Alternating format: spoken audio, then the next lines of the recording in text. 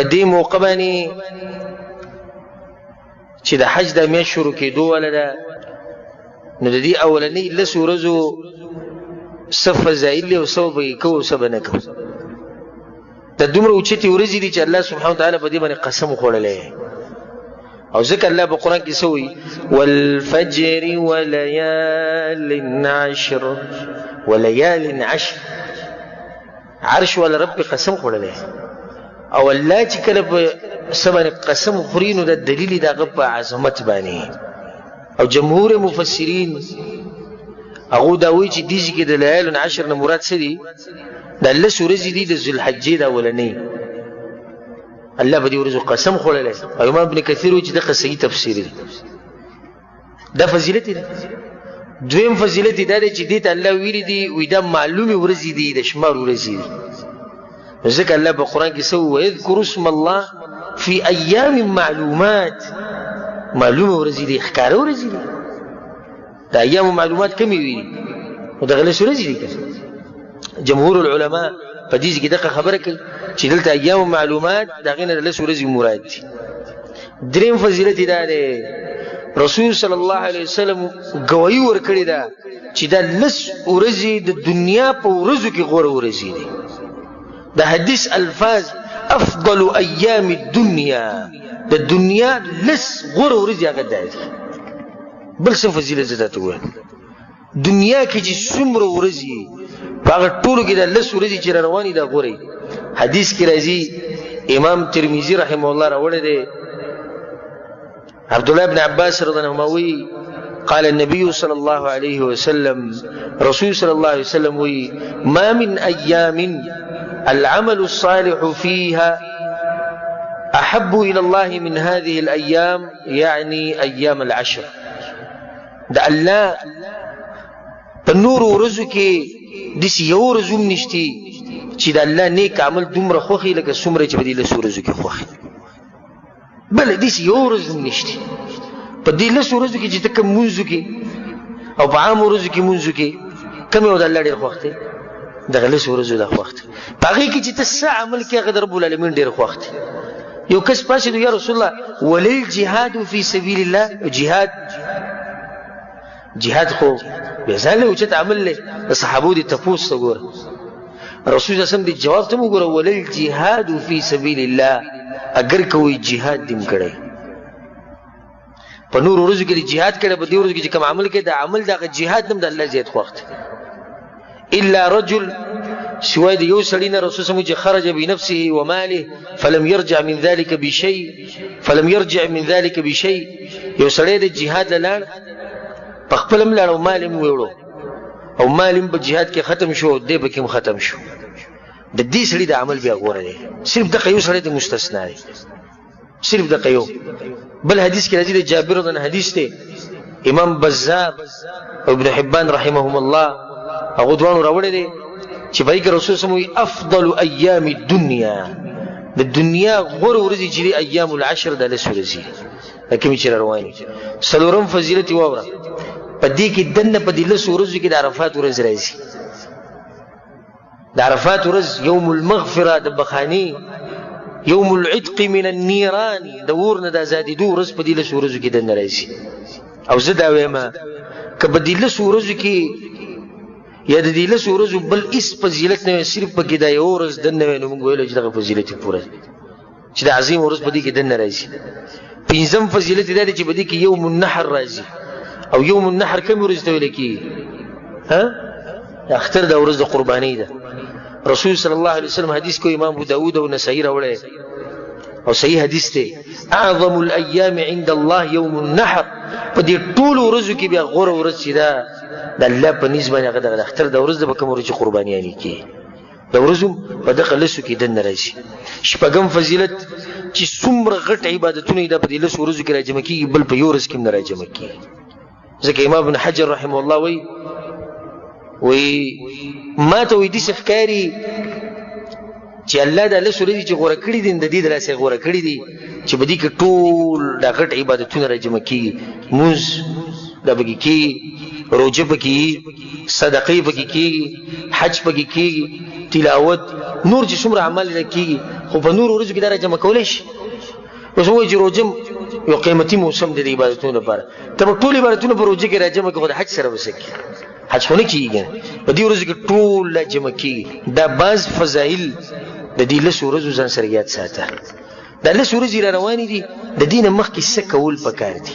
2 یا 3 ورځې دي د دې استقبال. دا ګوره میلمه را روان دي، او میلمه چې کله د سړي کور ته راځي نو تاسو خیال کړئ په کور کې به د مشران وي، د کور صفایي وکړي او کور برابر کړي چې د میلمه خوشحاله. د میلمه چې راځي د میلمه استقبال وکړي، او استقبال به په څه طریقه باندې کې؟ په 3 خبرو باندې. اولنۍ خبره دا ده چې توبه وباسه. د دې ورځو د شروع کېدو نه مخکې توبه وباسه، نوی ژوند شروع کړه. رب العالمین سوی وتوبوا الى الله جميعا، او ټول توبه وباسئ الله ته. ايها المؤمنون مؤمنان لعلكم تفلحون، تاسو ته کامیابی ملو شي. نوی ژوند شروع کړه چې دغه مې شروع کېږي ته نوی ژوند شروع کړه. دویمه خبره چې په هغې باندې موږ استقبال کوو هغه دا چې په زړه کې دا مضبوط عزم او اراده ساتئ چې دا 10 ورځې به موږ غنیمت ګڼو، او په دې کې به ځان ستړی کوو، او په دې کې به کوشش کوو، ځکه چې دا ورځې بیا به راشي. څوک یې موږ له ګارنټي دې راکړي چې بیا به راشي؟ څه پته لګي؟ خوش قسمت انسان به چې الله یې دغه ورځو ته پرېږدي. خو که بالفرض ورته پاتې شوې نو بیا به چې د کمی ونه کړي، ځکه چې د روان کال خو بالکل پته نه دی. الله په قرآن کې څه وایي؟ والذین جاهدوا فینا، کم کسان چې سخت تیرې او کوششونه کوي زموږ د دین دپاره، لنهدینهم سبلنا، موږ به ورته د جنت لارې او د هدایت لارې وښایو. درېیمه خبره به موږ استقبال کوو چې ټول ګناهونه به پرېږدو، ګناهونه به ځان لرې ساته. او بله خبره ورسره به دا یاده ساتئ که یو سړی د قربانۍ اراده لري، د قربانۍ نو د هغه دپاره پکې بیا دا خبره خاص ده. ام سلمه رضی الله عنها حدیث دی چې رسول صلی الله علیه وسلم وایي، امام مسلم دا حدیث راوړی دی: اذا رأيتم هلال ذي الحجه، کله چې تاسو د ذوالحجې د میاشتې سپوږمۍ ووینئ، واراد احدكم ان يضحي، او تاسو کې څوک قرباني کول غواړي د اختر، فليمسك عن شعره واظفاره، نو دې د ویښتونه او د نوکونو نه ځان منع کړي، دغې له دې لاس نه وړلي. نو د مخکې نه خپل ویښته واړه کوي او خپل نوکونه واړه کوي د مخکې نه، او دا انتظام وکړي 13 خو شکي ده، د مخکې نه به که تشتمې له تاسو ځان تیار کړی. او دا ولې که سړی من ته پوښتنه چې شیخ په دې کې څه حکمت دی؟ حکمت دا دی، دې کې 2 حکمتونه دي. الله ته عاجزي ښکاره کول چې ستا دا ویښته غټ شي او ستا دا نوکونه غټ شي، او د نایي دکان په خوا کې او ناخن کاټ په المارۍ کې بره پروت خو ته یې نشي راغستی. ولې نشي راغستی؟ رب العالمین دی که زورور ذات ته هغه ویلی نشي. دویم دا چې د حجیانو سره زمونږ مشابهت راشي. حاجي غریب هلته لګیا دی په سختو کې، ویښتې به برې شوي دي او نوکونه نشي واړه کولی، د ډېرو کارونو نه منع شوی دی. نو موږ هم پکار چې ځان د څه نه منع کړو که نه، نه دا د دې لپاره. بیا دا مسله ورسره یاده ساتئ چې دا ګورې د هغه سړي دپاره دي چې هغه قرباني کوي، او د چا د طرف نه چې قرباني کوي په هغو باندې دا نشته. د چا د طرف نه مطلب دا دی کوم چې ورسره په ثواب کې شریک کېږي، ښځه، بچي، یا کارونه یو ځای، یا پلار مشر سپین ږیری بوډۍ دی په خرچه کې د سره کور کې یو ځای اوسېږي، نو په هغو باندې دا بیا مسله نشته. هغو نوکونه ویښته واړه کولی شي، خو کوم چې قرباني کوي مشري، دا مسله چې دا د هغه دپاره ده. په دې ورځو کې کوم اعمال کول غواړي دا به اخرنۍ خبره وکړو. فضیلت خو موږ ته معلوم شو، استقبال به یې څنګه کوو، او موږ به داسې وایو چې زه اوس راغلی او الله دې راولي او ته ورته ورسېدې، نو بیا به څه کوې؟ اولنی کار به دا وکړې په دې ورځو کې اوچت عمل دی حج او عمره کول. دا اوچت عمل دی، یو اوچت عمل بل نشته. والحج المبرور ليس له جزاء الا الجنه. حج وګي که طاقت چی او کتلیش او کنيشي تلې. امام ابن رجب رحمه الله یو ډیر عجیب خبره کړې ده، ډیر زیات شیرونه هغه ویلي، خو زبد بګي یو شیر یو کړي ورته و: من لم يستطع الوقوف بعرفه د چا چې طاقت نه و په عرفات کې د ودرېدو، امام ابن رجب د دې طریقه ښیي، غوږ ورته کوله وکړه، وایي که د چا طاقت نه وي په عرفات کې د ودرېدو فلیقف عند حدود الله الذي عرفه، نو بیا د الله د حدودو سره ودرېږي. په عرفات کې خو ته نشي ودرېدی که نو په کوم ځای کې ودرېږه؟ د الله د حدودو سره ودرېږه کوم چې ته پېژندلي دي. نو مطلب دا دی چې ته حج په تا به نشي، ته بخلی شوی.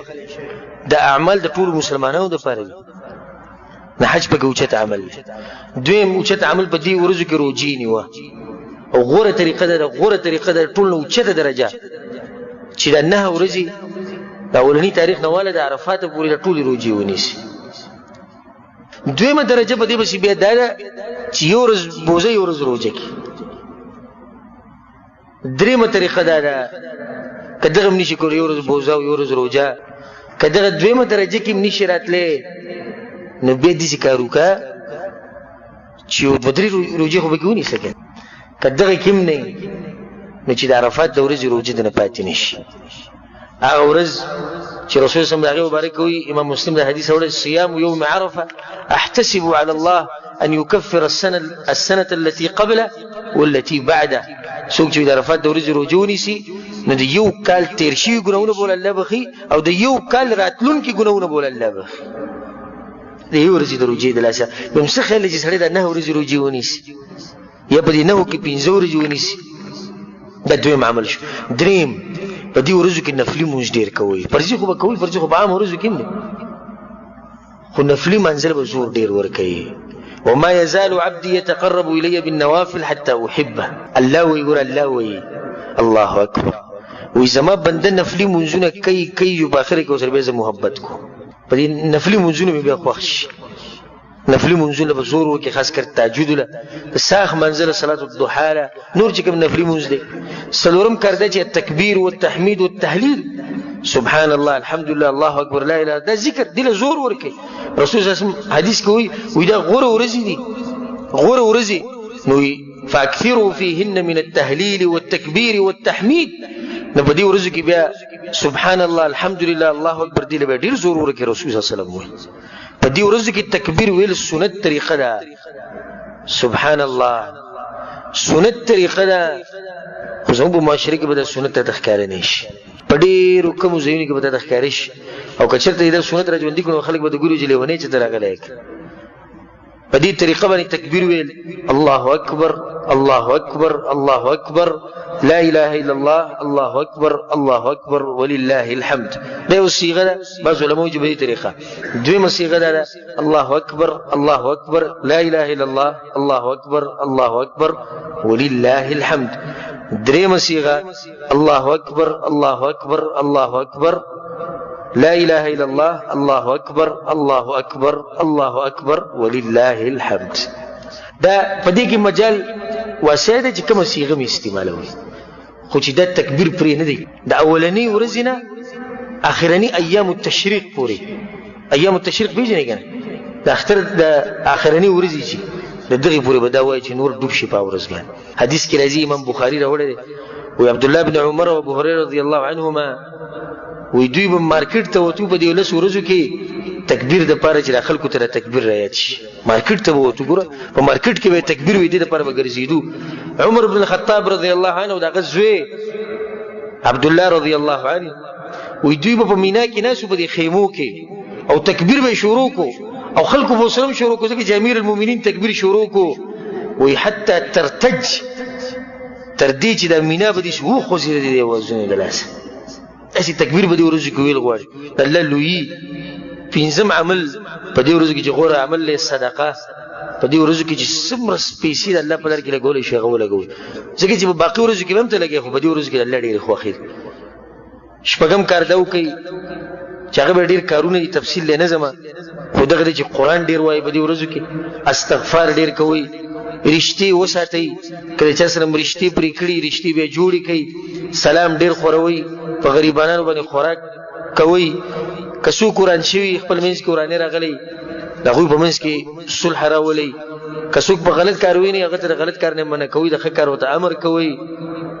خپل سترګو حفاظت کوئ د خپل عورت حفاظت کوئ د مسلمانانو سره ښېګړه او منډه وایي د عام عمل دی چې په دې ورځو کې کول غواړي دا مختصر نصیحت دی په دې موقع باندې تاسو ټولو ته الله سبحانه وتعالی دې موږ له توفیق راکړي په دې باندې عمل کولو